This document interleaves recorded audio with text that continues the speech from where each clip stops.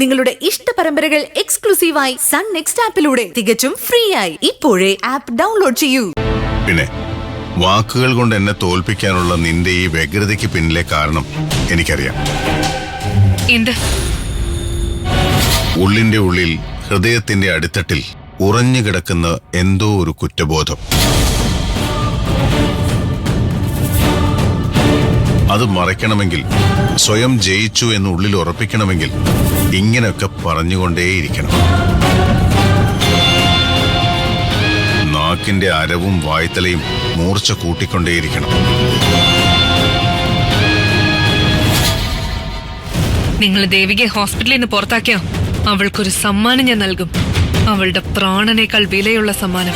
തൽക്കാലം ദേവിക്ക് നിന്റെ സമ്മാനം ഒന്നും വേണ്ട. ദേവികയെ ആശുപത്രിയിൽ നിന്ന് പുറത്താക്കുന്നുമില്ല. എനിക്ക് സാറിനോട് ചിലത് സംസാരിക്കാനുണ്ട്.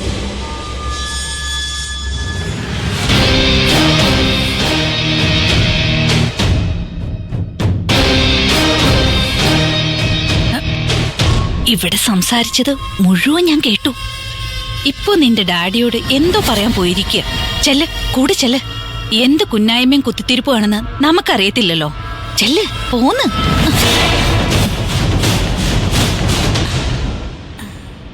സർ, അമ്മയും അമ്മാവനൊക്കെ എന്ത് പറയും? അമ്മാവൻ സർക്കാരിനുള്ള സഹായം അങ്ങ് നിർത്തി. എന്ന് വെച്ചാൽ കള്ളുകൂടി നിർത്തിയെന്ന്. ഓ, വിഡ്രോവൽ സിംറ്റംസ് ഒന്നുമില്ലല്ലോ? ഉണ്ടെങ്കിൽ ഹോസ്പിറ്റലിൽ കൊണ്ടുവന്ന് ഒരു തയാമിൻ ഇഞ്ചക്ഷൻ, ഒരു ട്രിപ്പ്, അത്രേ ഉള്ളൂ. ഞാൻ വരുന്ന വഴിക്ക് സ്വാമി പറഞ്ഞിട്ട് ആ ബഷീർ വിളിച്ചിരുന്നു. നമ്മുടെ ചെറിയ ക്ലിനിക്കിന് വേണ്ടിയുള്ള സ്ഥലം ഏതാണ്ട് ഓക്കെ ആയി. ധർമാശുപത്രി ആയിരിക്കും. വന്നല്ലോ.